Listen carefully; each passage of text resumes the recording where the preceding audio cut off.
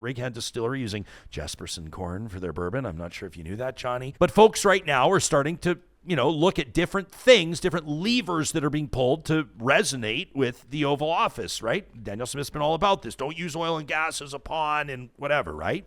So Matt reaches out and he says, I want to make sure that you and Real Talkers are aware of the situation that Alberta agent importers are currently facing. He says the AGLC, so that's Alberta Gaming, Liquor, and Cannabis, he says without consultation to industry, put a hold on all U.S. alcohol beverage products that are being stored at the Connect warehouse in St. Albert. This Connect warehouse, by the way, is apparently a wild place. If you can imagine, like, all the booze in the province going through this one warehouse.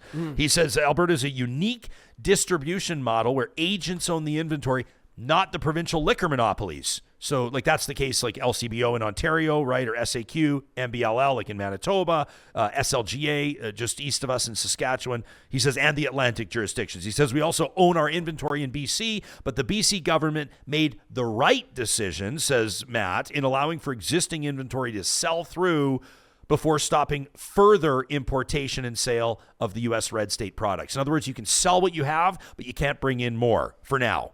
Matt says these goods are fully owned, bought, and paid for by Alberta-based agencies, employing hundreds of people and making a significant contribution to Alberta's tax revenue. These are privately held assets that the Alberta government has no legal right to freeze.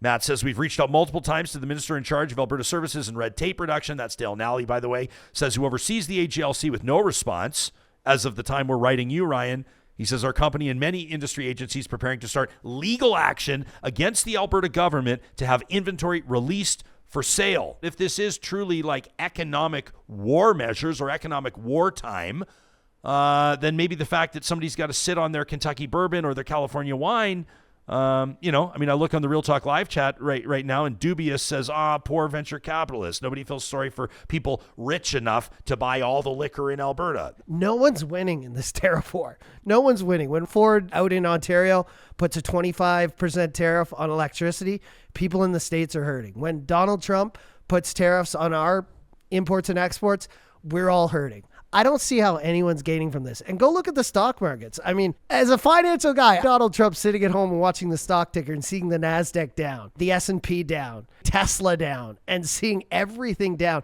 Who is this helping?